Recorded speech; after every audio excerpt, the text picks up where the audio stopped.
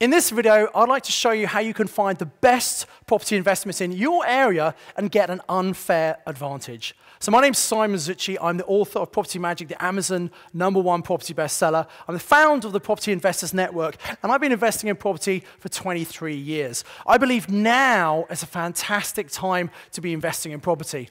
And if you watch the last video about why now is such a good time, you'll understand. If you haven't watched that first video, you might want to go back and have a look, because 2019 is going to be the buying opportunity of this decade. So I really do encourage you to go back and watch that video if you've missed it.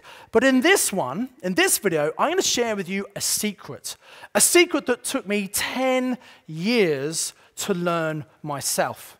Now, what do most amateurs do if they want to buy property? Well, what I did was I went to an estate agent. I literally wanted to buy a house. I looked in the area in which I was renting at the time. I found a property, and I bought that property.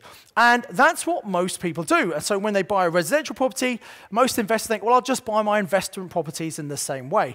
And there's nothing wrong with buying from estate agents. I have picked up some excellent deals from estate agents. And in fact, I've written a PDF report, a free report, that's got the 5 questions you should ask agents to get them bringing great deals to you. So if you look below this video and click on the link, download that guide, and that's going to be really valuable for you. However, agents have got lots of properties for sale, but they've also got lots of people who want to buy those properties. And so you're competing with everyone else. And most estate agents have a little black book of key investors who they call whenever they get a good deal. And you would think there should be a perfect relationship between estate agents who've got lots of properties to sell and people like us as investors who've got lots of properties to buy. There should be a perfect marriage there, but there isn't. You see, estate agents sometimes have a fairly dim view of property investors because so many investors don't know what they're doing. They make silly low offers, they make an offer, then they pull out. And because there are many amateur investors out there, it's kind of spoiled the market to a certain extent, where many agents don't really take you seriously. Now, as I said, you can get good deals from agents, but you've really got to know how to speak to them, how to build a relationship such they trust you and get into their little book so they call you whenever they get a good deal. But most people get it all wrong. For example, people might come on a training seminar and learn about things like motivated sellers who will sell their house maybe for less than it's worth because they want speed and certainty. And also they hear about things like below market value BMV properties. And they go into an agent and say, oh, I'd like all your below market value properties, please. And the agents look at them thinking, here we go again. And they say, so give me your card. Don't call us, we'll call you. And they take the business card and they file it under B for bin. And the investor wonders why that agent never called them again. So you need to know how to speak to estate agents. And you can get good deals, but you've got to demonstrate you're a credible buyer and work with them. And don't just go in once, you've got to keep building a relationship. But that is what most investors do. That's all they do. And I used to do that for the first 10 years of my property investing. And then I met someone at a Property Investor Network meeting. A guy called David, who lives up in Leeds. And David was buying about 1 property a month that was about 20 to 30% below market value. And he wasn't using estate agents. And one of the great things about going to network meetings and meeting other investors, by chatting to them, you can learn a huge amount. And so David explained to me what he was doing was he was going direct to the sellers. He wasn't going through agents. He was using marketing approaches where people would come to him who needed to sell their property. He would go and speak to them, see if he wanted to buy the property, see if they can come up with a price that was fair, because some of these people, if they're motivated, actually the amount of money they get is not as important as the speed and certainty of the sale happening. 1 in 3 sales in the UK falls through. And imagine you're selling a house and you've got to sell it for some reason, and you get a sale agreed, and then something goes wrong, and the sale doesn't happen, and it falls through. And once you've got the sale agreed, mentally you've kind of spent the money, you've kind of moved on. And then you hear a couple of months later that it hasn't happened, you're back to square one. it's really quite a stressful time selling houses.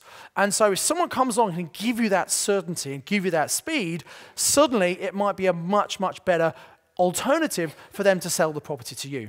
Sometimes it's not the price they're flexible on, sometimes they're flexible on the terms, which means that when you pay for the house is negotiated, and you might do things like exchange with a delayed completion or a purchase lease option or vendor finance, all sorts of creative finance you can do with motivated sellers. So when I learnt about this, my investing completely changed. And in fact, the year after I learned this secret, I actually bought more property in 12 months than I'd bought in the 10 years previously. Which is pretty amazing when you think about it, because I did it slowly at first, learning as I was going on, and then I learned actually there's a much smarter way of finding these deals. So the best way to find motivated sellers is to go direct to the seller. So I want to give you a few ideas about how you can actually do that. Now, what you've got to remember is not all sellers are listed with estate agents in the first place.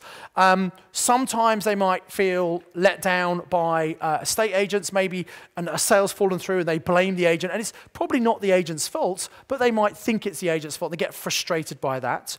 Or maybe they don't trust agents because they don't have a great reputation sometimes. Or maybe they don't want people to know that their house is for sale. The very first property that I purchased from a motivated seller was 36% below the market value. And the seller was absolutely delighted that I was buying the house, even at that price, so much so he was sending me a Christmas card every year after. So you kind of must do something right when that happens, right? Because this had a massive effect. What happened was, it was a lead that I didn't actually find. I bought this deal from someone else, someone who I met, again, at a networking event. They were based in London, and they said they were getting leads all over the country, and they wanted to find people who they could pass leads to, because they were only interested in buying in London and in their home counties. So this lead came in, it was a property in Nottingham, and he called me, and he said, I've got a property near you. And I said, where is it? He said, Nottingham. I said, I live in Birmingham. It's nowhere near me. And he said, it's a lot closer to you than it is to me. I thought, okay, fair enough. So I spoke to the person on the phone. I went to have a look at the property. And when I arrived, it was a three-bedroom property, a semi-detached, on a council estate. And, you know, this couple, this guy had lived there for 20 years. About 12 years as a tenant, and then he'd had the right to buy the property, and he bought the property at a bit of a discount, and before the market really boomed, in, I think it was just the end of 1999, I think. So it owned it about 7, 8 years. And unfortunately, he had lost his job. So what that meant was he couldn't afford to pay the mortgage. Now, he knew if he didn't pay his mortgage, he would get repossessed, and he obviously didn't want that. So he had taken out some loans, some credit cards, some bank loans, just to try and pay the mortgage. And that was fine, and he got back into work, and he could then afford to pay the mortgage again. But the problem was he couldn't afford all the loans. So all the debt added together was just too much for him. He wasn't able to pay. And when I sat down with him in his kitchen to talk about the situation, I said, what kind of timescales are you working to? That's a great question to ask a seller, by the way. What timescales are you working to? He said, I need to sell it in 30 days. And I said, why 30 days? He said, well, in 30 days' time, the bailiffs turn up to kick me out the house. And he slipped across the table a document from the court. It was a court order that had the eviction date on it. Now, I'd never seen one of these documents before. But I realized in that moment that if we could come up with a price that worked for me and worked for him, he would not be evicted. And he could, you know, sell the house and pay off all the debts and have some money. And we negotiated, we got a price, and he was really, really happy with the price we agreed. That was a great deal for me as well. And I said to him, why haven't you put it on the market to sell? And he said, well, I don't want my neighbors to know anything's wrong. And that was the most important, his pride. He had lived in the area for 20 years. He knew everyone on that estate. Everyone knew him, and he didn't want them to know he was in financial difficulty. So what you've really got to understand with motivated sellers, the money is not the most important thing. For probably 95% of people selling a house who are not that motivated, money is the most important thing. And they want to get the most they possibly can for that house. And when someone first sells a house with the intention, I want to get the most, money is the most important thing. But as time goes on, people become more motivated. And other reasons kick in why people might be inclined to sell the house and get a sale done. So not everybody is listed with an estate. That's the first thing you need to understand. So if you're just using agents, there are properties you're going to miss. They might also be not listed with an agent yet because they haven't decided to sell their property yet. Now, with the opportunity we have in 2019 and the uncertainty in the market and the fact that many landlords are looking to sell their properties early and retire early because of Section 24, there are some landlords who might be thinking about selling their property, but they've not actually made the decision, and so they've not listed it with an estate agent. And we can contact those landlords, we can write letters to those landlords and ask them if they have any properties they might be interested in selling. We might also ask them if they want to rent any properties, because by contacting landlords, you can pick up properties for rent to rent, which is a great strategy. That's what Nadia does. You can pick up properties for purchases options or actual just normal straightforward purchases. So writing to landlords, and you can get lists of landlords from the local council, people who are registered HMO, so houses of multiple occupation. If it's a licensed property, it's licensed with the council, and you can get the information from them. You can send letters to those landlords. By the way, don't just send a letter once, because they might not get it if you send it once, or they might open it, think it's a great idea, put it on the to-do pile, and never quite get round to it. So you need to have a campaign of letters you're sending out to landlords to tell them, hey, I'm a local investor, I'm interested in renting or buying houses. Have you got any you don't want? Or do you know anyone else who might have a property they don't want? This is one of the best ways. And I teach a lot of people about writing letters, but it's amazing how many people don't actually take the necessary action. Writing letters to landlords is one of the best ways to find deals. And the thing about going direct to the seller is that you don't have much competition. If a property is on the market with an estate agent, anyone could potentially find it online. They might have lots of people inquiring. Whereas if it's not with an agent, or they haven't even listed it yet, you're getting direct access to them, and there may not be much competition at all. Now, with landlords, sometimes landlords are over-optimistic on how much their property's worth. That does happen. But I can guarantee what's going to happen when the market comes down more, as I believe it's going to happen in 2019, and the general perception from the market is everyone believes the market's coming down. You've got a landlord who bought a property maybe a long time ago. They've had some really good growth over the last 10 years. And they remember 2007, 2008, and the market crash. They might be prepared to sell at a bit of a discount now, so they're not having to sell at a huge discount later on and struggling to find someone to buy it. Does that make sense? So if people want to retire, they might be more prepared to take a discount. With time, when they realize that actually the high price they want is probably unrealistic and not achievable. So property is a game of patience and persistence. If you just do something once, you may not get a great result. You need to keep on doing it, keep on working. So, how do you attract these motivated sellers to you? Let me give you a couple of ideas how you can do it. You might have seen in the back of your local free weekly newspaper, the one they deliver to your house, there's a classified ad section, and there are people there saying, would you like to sell your house fast for cash? I'm sure many people have seen those kind of adverts before. They advertise in newspapers because it absolutely works. Not that someone's going to wake up one morning and think, oh, I think I'm going to sell my house. Let's look in the paper, see who'll buy it. But it's something that they've been thinking about for a while. They keep on seeing your advert, and eventually they pluck up the courage to contact you. And this is what you've got to remember. When a motivated seller contacts you, you know they're motivated because it's taken a bit of courage for them to call a complete stranger and admit the fact they've got this problem with this property. So they're going to be pretty motivated if they actually contact you. Sometimes you get people who are just curious and just fishing to see what you'd pay, but most people are going to be really motivated. So newspaper adverts is a really good way of doing it. Leaflets. Dropping leaflets off through people's doors. And by the way, this is not something you should do yourself. You can pay other people to do it for you. You need to check they're doing it properly. But dropping off a leaflet, again, You're not competing with other people. It might be someone who's thinking about selling their property. And the great thing about leaflets, it's more labor intensive, but it can be very, very targeted. You can say, I want to leaflet this side of the street, but not this side of the street. And so you can decide exactly where you want to buy properties, just target those particular houses. However, many of our students have found they sometimes get a call from someone who lives in an area completely outside their area where they haven't even leafleted before. That's because maybe the area which they are targeting, someone's got a leaflet that, oh, my brother, sister, friend, etc. is trying to sell a property. I'll tell them about this company because the leaflet said we buy any property, anywhere, any condition. And sometimes you get referrals from people who've seen your leaflet.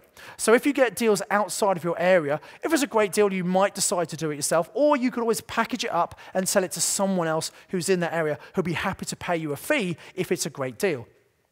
Obviously, you can go online. If you type into Google, sell my house fast in London or wherever you live, you'll see a whole load of websites come up. And so advertising online is a good way of doing it. There's lots of competition doing that, and I suggest that's probably better if you're really tech savvy and you know how to build websites and things, but that is certainly a good way of finding deals.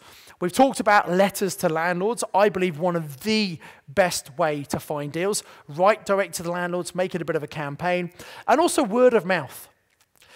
You know, you don't want to keep the fact that you are a property investor a secret.